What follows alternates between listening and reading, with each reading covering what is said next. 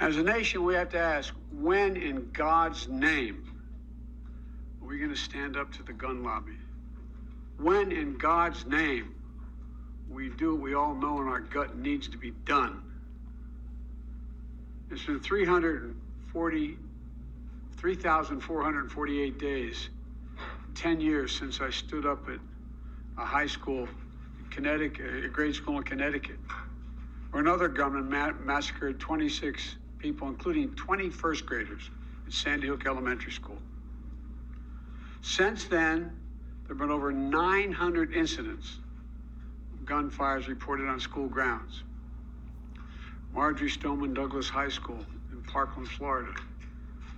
Santa Fe High School in Texas. Oxford High School in Michigan. The list goes on, and the list grows when it includes mass shootings at places like movie theaters, houses of worship, as we saw just 10 days ago at a grocery store in Buffalo, New York. I am sick and tired of it. We have to act. And don't tell me we can't have an impact on this carnage. I spent my career as a senator and a vice president working to pass common sense gun laws. We can and won't prevent every tragedy, but we know they work and have positive impact. When we passed the assault weapons ban, mass shootings went down. When the law expired, mass shootings tripled. The idea that an 18-year-old kid can walk into a gun store and buy 2 assault weapons is just wrong. What in God's name do you need an assault weapon for except to kill someone? Deer aren't running through the forest with kevlar vests on, for God's sake. It's just sick.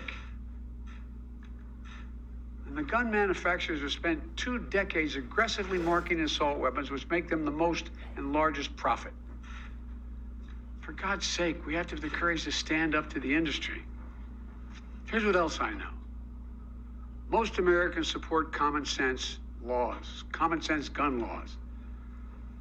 I just got off a trip from Asia, meeting with Asian leaders.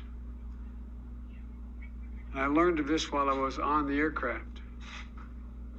And what struck me on that 17-hour flight, what struck me was these kinds of mass shootings rarely happen anywhere else in the world. Why? They have mental health problems. They have domestic disputes in other countries. They have people who are lost. But these kinds of mass shootings never happen with the kind of frequency they happen in America. Why? Why are we willing to live with this carnage? Why do we keep letting this happen? Where in God's name is our backbone to have the courage to deal with it and stand up to the lobbies? It's a time to turn this pain into action for every parent, for every citizen in this country. We have to make it clear to every elected official in this country, it's time to act. It's time for those who obstruct or delay or block the common sense gun laws. We need to let you know that we will not forget. We can do so much more. We have to do more. Our prayer tonight is for those parents lying in bed and trying to figure out,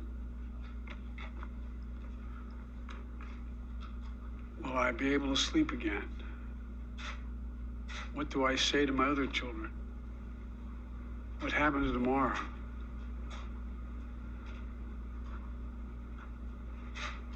May God bless the loss of innocent life on this sad day.